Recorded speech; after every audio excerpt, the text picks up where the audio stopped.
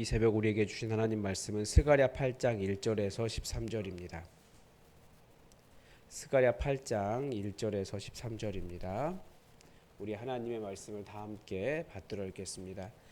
만군의 여호와의 말씀이 임하여 이르시되 만군의 여호와가 이같이 말하노라. 내가 시온을 위하여 크게 질투하며 그를 위하여 크게 분노함으로 질투하노라. 여호와가 이같이 말하노라. 내가 시온에 돌아와 예루살렘 가운데에 거하리니 예루살렘은 진리의 성읍이라 일컫겠고 만군의 여호와의 산은 성산이라 일컫게 되리라. 만군의 여호와가 이같이 말하노라. 예루살렘의 길거리에 늙은 남자들과 늙은 여자들이 다시 앉을 것이라. 다 나이가 많으므로 저마다 손에 지팡이를 잡을 것이요 그 성읍 거리에 소년과 소녀들이 가득하여 거기에서 뛰놀리라. 만군의 여호와가 이같이 말하노라.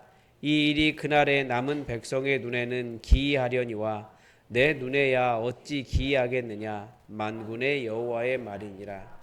만군의 여호와가 이같이 말하노라. 보라, 내가 내 백성을 해가 뜨는 땅과 해가 지는 땅에서부터 구원하여 내고 인도하여 나가 예루살렘 가운데에 거주하게 하리니 그들은 내 백성이 되고 나는 진리와 공의로 그들의 하나님이 되리라. 만군의 여호와가 이같이 말하노라. 만군의 여호와의 집 곧 성전을 건축하려고 그 지대를 쌓던 날에 있었던 선지자들의 입의 말을 이 날에 듣는 너희는 손을 견고히 할지어다. 이날 전에는 사람도 삭을 얻지 못하였고 짐승도 삭을 받지 못하였으며 사람이 원수로 말미암아 평안히 출입하지 못하였으니 내가 모든 사람을 풀어 서로 치게 하였느니라. 만군의 여호와의 말씀이니라.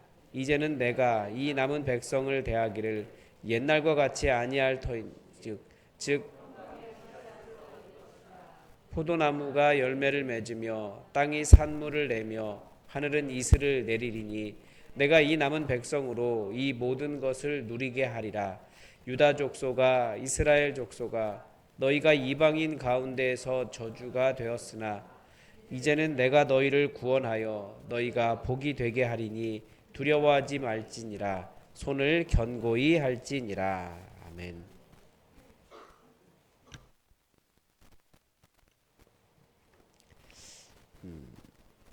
성경에 많은 명령들이 나오지만 우리에게 명령하는 것이 있습니다. 두려워하지 말아라. 왜 두려워하지 말라라고 하는 그런 명령을 많이 하셨을까요? 이 명령인데요. 인간은 두려움 때문에 많은 문제가 발생합니다. 왜 이스라엘이 가데스 바네아에서 하나님께서 가 정복해라. 그러면 너희가 거기 정복할 것이라고 하셨는데 왜 사람들이 그 가데스 바네아에서 들어가지 못해서 40년을 광야에서 헤매게 되었습니까? 두려웠기 때문에 그래요. 하나님은 된다라고 하셨는데 가보니까 정복 못할 것 같아요. 나보다 힘센 거인들도 있어요. 악한 사탄막에 대해서 성경은 뭐라고 가르쳐줍니까? 대적하라고 가르쳐줘요. 그런데 우리는 대적하기보다 사실 뒤로 물러서죠. 인간의 본성입니다. 인간은 안전하려고 하기 때문에 또 살려고 하기 때문에 두려워하면서 그 두려움을 통해서 미리 예측하는 거죠. 그래서 미리미리 내가 이렇게 해서 나를 지켜야겠다. 그러는 것이 이제 두려움 때문에 그런 것입니다. 왜 통장에 돈을 쌓으려고 합니까? 두려움 때문에 그래요. 내 인생이 어떻게 될까? 그런데 그 두려움은 실제로 우리가 마주하지 않은 우리의 삶의 현실이 되지 않은 실체가 없습니다. 그러니까 하나님께서 그 보이지 않는 실체 때문에 두려워하지 말고 내가 명령한 것 해라. 이게 하나님께서 우리에게 주시는 두려워하지 말라라고 하는 명령입니다. 그리고 무엇보다도 너희가 내 말에 온전히 거하였으면 내가 너희 지켜줄 거야. 걱정하지 마. 실제로 그런 어려움이 있을 수 있지만 걱정하지 마. 내가 두려움을 이기는 두려움보다 훨씬 더 큰 하나님이다. 하나님은 그런 말씀 속에서 두려워하지 말아라. 그러니까 인간에게 많은 문제는 두려움을 이기는 것입니다. 그것이 우리의 과제죠. 그러면 두려움을 어떻게 이길 수 있을까요? 하나님은 그냥 두려워하지 마. 그렇게만 말씀하시고 아무 말씀하지 않으시는 것이 아닙니다. 두려움을 이길 수 있는 것이 소망입니다. 희망이라고도 이야기하죠. 그러니까 인간은 왜 자꾸 인간이 소망을 찾는 이유가 그것입니다. 긍정적인 말을 좋아하는 이유도 그것이고, 우리 미래가 밝을 것이라고 하는 말을 좋아하는 이유, 힘이 되는 말들을 좋아하는 이유, 어떻게든지 긍정적으로 해석하는 이유는 무엇이냐면 희망이라는 것을 붙잡아서 지금의 어려움을 이겨나가기 위해서 그런 거예요. 다들 지금 어려워도 조금 있으면 괜찮아질 거야. 나는 지금 어렵지만 우리 아이들의 세대는 괜찮을 거야.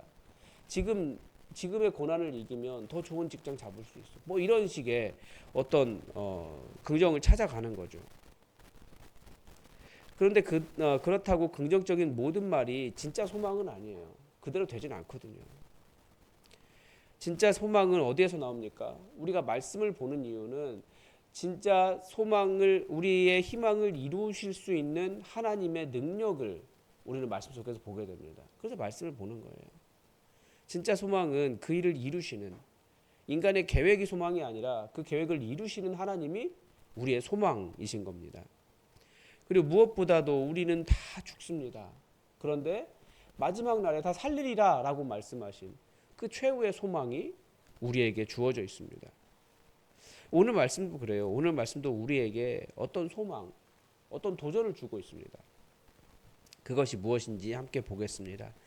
먼저 하나님, 왜 소망을 품을 수 있느냐? 하나님 그분 때문에 그래요. 하나님이 시온, 그 예루살렘을 향한 마음이 있으시거든요. 2절에서 보면 우리 하나님은 어떤 분이십니까? 내가 시온을 위하여 크게 질투하며 그를 위하여 크게 분노함으로 질투하노라, 이렇게 돼 있어요. 우리를 향한, 하나님의 백성을 향한 하나님의 마음은 질투예요. 감정이. 보통 우리 질투 그러면 이렇게 좋지 않은 그 어감을 가지고 있는데, 이 질투는 무슨 의미냐면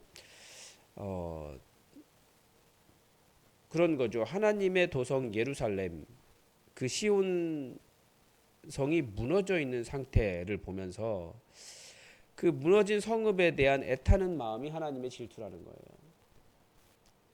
하나님이 질투라는 단어를 사용하실 때 이스라엘 백성들이 하나님이 아닌 다른 이방신을 섬길 때 질투하신다, 그렇게 이야기하셨어요.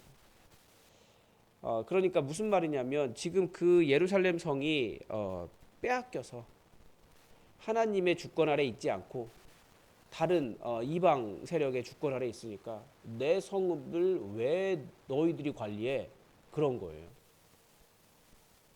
그래서 하나님께서 다시 거하시는 도시로, 진리의 성읍으로, 여호와의 성산으로 그 무너져 있는 그 땅을 다시 회복시키겠다.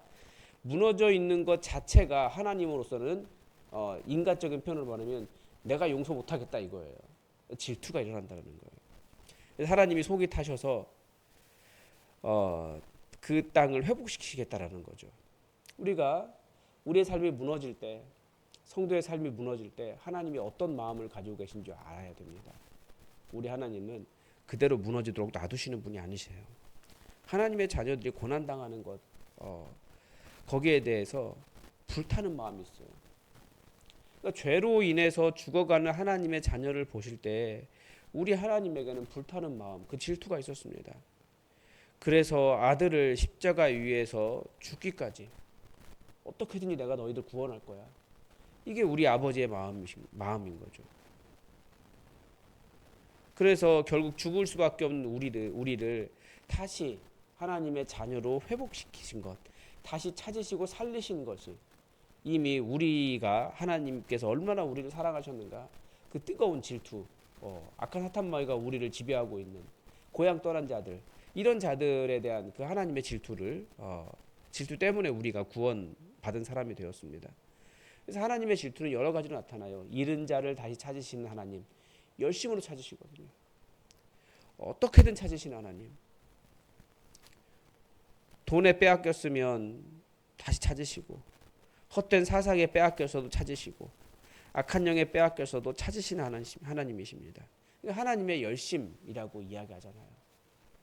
그게 하나님의 마음입니다. 그러면 하나님께서 그냥 그렇게만 말하고 마시는 것이 아니라 실제로 하나님의 회복이 있다라는 것을 보여줍니다. 그게 이제 4절부터 5절까지 나오는 말씀인데요. 4절부터 5절까지 가장 많이 나오는 단어가 어떤 단어입니까? 길거리입니다.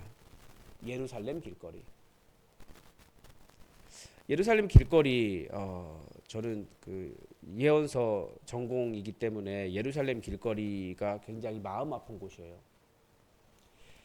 예언자들이 예루살렘 길거리를 뭐라고 표현했냐면, 너희가 그 화려하게 다니고 많은 사람들이 모여서 다니고, 여기서 말한 것처럼 늙은 여자들, 늙은 남자들 나와서 서로 이야기하며 놀고 아이들 뛰놀고, 그 거리가 군인들의 말소리, 채찍 소리, 그리고 군인들의 병거, 칼소리, 그것에 다 무너지고 아이들이 사람 다 죽어가는 곳이 길거리거든요.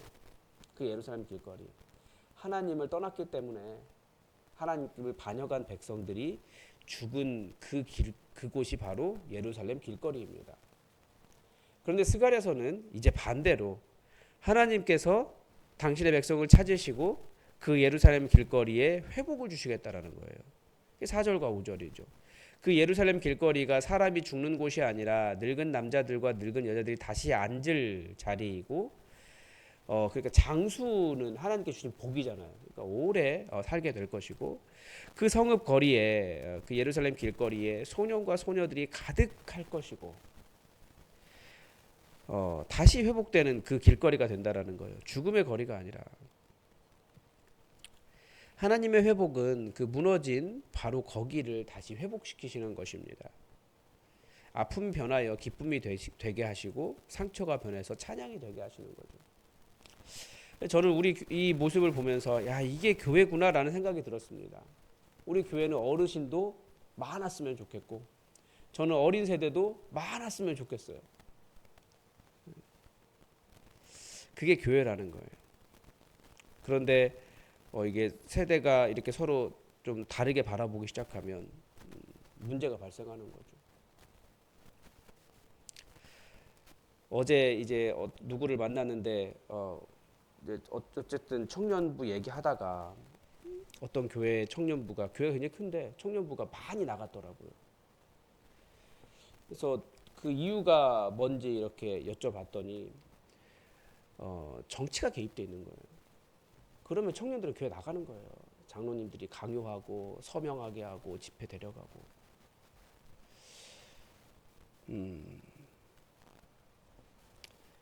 회복이라는 건 그런 게 아닌 거죠. 그러니까 다른 곳에 목적이 있기 때문에 자꾸 사람들을 그렇게 생각하는 거예요. 그러면 안 돼요. 근데 교회는 하나님의 회복은 풍성함에 있다. 사람들의 풍성함에. 사람들 쫓아내는 그런 일 하면 안 되는 겁니다. 그런데 이 회복의 이유가 무엇이냐? 이제 8절에 보면 관계가 변하는 것입니다. 예루살렘 가운데 거주하게 하는데 단순히 거주하는 것이 아니라 그들이 내 백성이 되고 나는 진리와 공의로 그들의 하나님이 되리라. 요한계시록의 마지막에서도 관계 이야기를 하셨습니다. 그러니까 우리의 관계는 무엇입니까? 하나님께서 찾기 전까지 우리는 죄인이었고 실패자였고 하나님 나라에서는 이방인이었고 약속이나 소망이 없는 자였습니다. 그러나 하나님께서 우리를 찾으실 때 우리는 자녀가 되고 하나님께 인정받은 자가 되고 하나님의 사랑받은 자가 되고 우리의 급이 예수님께서 죽으셔야 할 정도로 너무나 사랑하신 자가 되었다라는 거죠. 그리고 천국 시민이 되었고 소망을 품은 자가 되었습니다. 완전히 변한 거예요. 이 관계의 변화를 위해서 예수님께서 우리를 위해 죽으셨고 삶의 방식은 진리와 공이다 이렇게 되어 있습니다. 이게 예수님의 삶의 방식이죠. 근데 예수님의 삶의 진리와 정의는 어떻게 이루어집니까? 예수님이 십자가 지신 모습으로 이루어져요. 그러니까 당신 보고 너 왜 이렇게 바르게 행하지 않아? 이렇게 말씀하신 것이 아니라 너에게 바른 것을 이루어주기 위해서 내가 십자가 질게. 이게 교회의 방식입니다. 그래서 계속 말씀드리는 것이 교회의 리더십은 남 잘 되게 해주는 것입니다. 내가 보기에 옳지 않아도 그것이 죄가 아니라면 누가 열심히 하겠다면 도와주는 거예요. 잘할 수 있도록. 그게 성품의 리더십이잖아요. 잘 될 수 있도록 도와주는 거. 그런데 우리도 사람인지라 내가 보기에 이거 아니야 그러면 안 되게 하는 방법은 많이 알아요. 인간이 하는 방법이잖아요.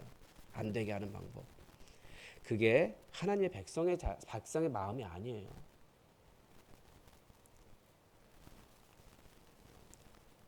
내 시선으로 옳다라는 기준을 잡고 다른 사람을 바라보기 시작하면 마음에 드는 사람 하나도 없어요.